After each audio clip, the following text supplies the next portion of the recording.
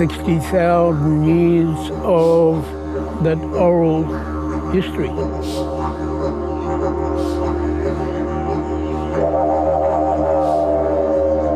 It's this connection that sustains us.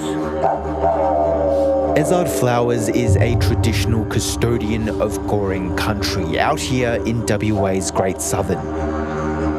Clouds like this, it tells us that there's been a death in our region. You know, someone from our country has passed on. He believes the voice would help foster his people's connection to the land. A necessary step, he says, to improving the lives of First Nations Australians. Yes, it is very important to our cause, our vision and our future.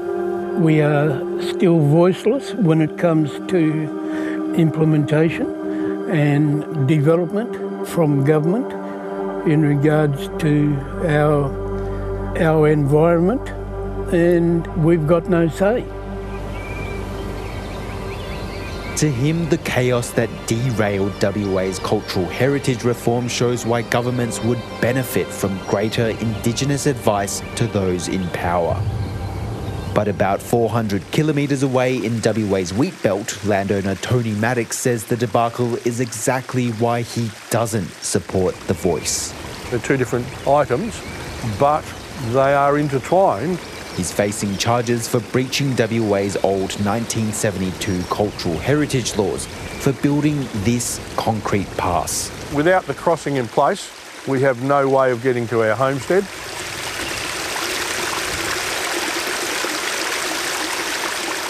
He claims he didn't know he was building over a creek with cultural significance. As his charges rose to prominence, so too did concerns from landowners about the impact of sweeping new changes designed to prevent another Juukan Gorge disaster. In 2021, Rio Tinto legally detonated 46,000-year-old culturally significant caves.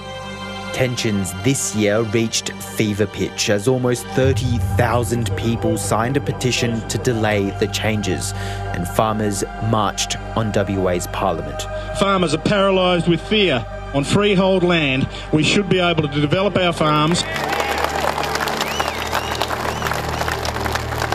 Facing a chorus of criticism, the government relented.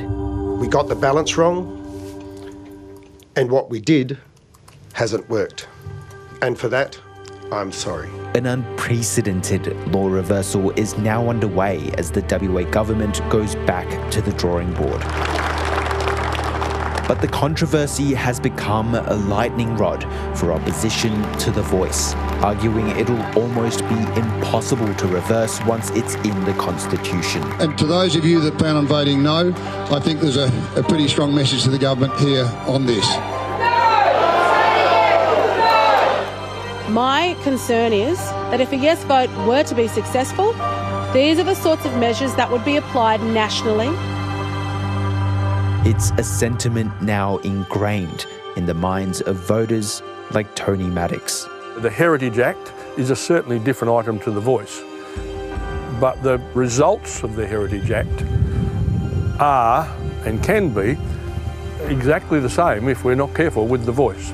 Polling has shown support for the voice falling nationally, but it's hard to conclusively say how much of the fall can be attributed to WA's heritage law controversy.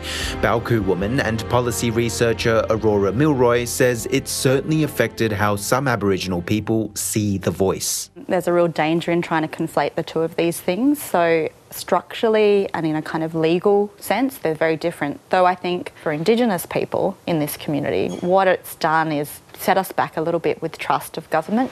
The proposed voice would advise on a broad range of issues federally, but would have no legal power to enforce any of its recommendations. Cultural heritage laws, on the other hand, were specifically intended to protect culturally significant places in WA, like here at Bullameel or Bluff Knoll.